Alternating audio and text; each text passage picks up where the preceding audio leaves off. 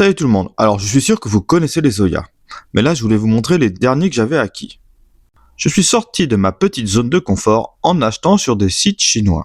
Bon là ce que je vous montre c'est sur plusieurs mois, je stocke à la maison, je fais du repérage sur les sites, je réfléchis, puis au bout d'un moment, hop, j'achète si j'ai une promotion ou si je le sens. Là, celui-là, c'est vraiment le dernier, je viens de le recevoir. Et je suis un peu déçu parce qu'il est un petit peu fendu au niveau du goulot. Et donc, du coup, bah, forcément, ça va le rendre un peu plus faible, un peu plus fragile pour la suite. Comme vous pouvez constater, ils sont vraiment différents au niveau des formes. En fait, c'est que j'ai fait du repérage. J'ai vraiment réfléchi aux formes qui m'intéressaient.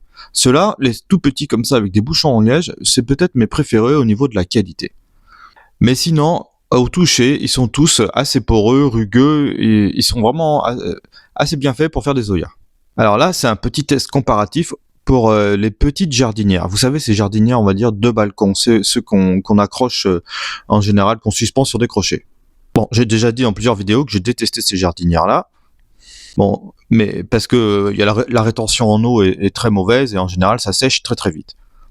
Une des petites solutions est d'avoir donc des petits Zoyas à l'intérieur. Et vous regardez, ceux-là, ils sont plutôt efficaces. La forme s'adapte très bien. Alors là, regardez, j'ai repiqué encore des fraisiers. Là, je viens de tester donc celui-là qui a une forme de poire. Et il rentre très bien dans la jardinière. Et ça permet d'avoir donc une petite réserve d'eau pour les fraisiers.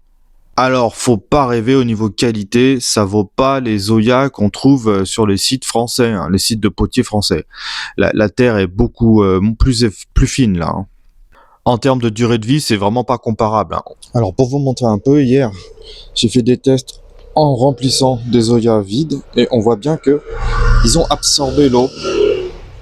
Les petits Zoyas chinois. Mais par contre, si l'eau est dedans, ça descend assez vite. On voit la différence avec la terre.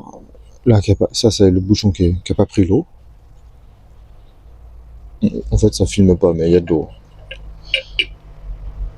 Et donc voilà, c'est bien pour eux. Ils sont bien. Il n'y a aucun problème au niveau qualité, ils sont bien. Mais ils sont fins. Bon, ouais, bon ça c'est sûr quand on fait nous-mêmes. Ça coûte rien du tout, ça. Un Zoya entreprise française. Ah, vous voyez, c'est beaucoup plus épais. Et encore un fabriqué moi-même, fabriqué entre guillemets. J'ai tout mis en l'air. Et un vrai potier. Qualité, ça n'a rien à voir. Ça bouge pas. C'est pour des années.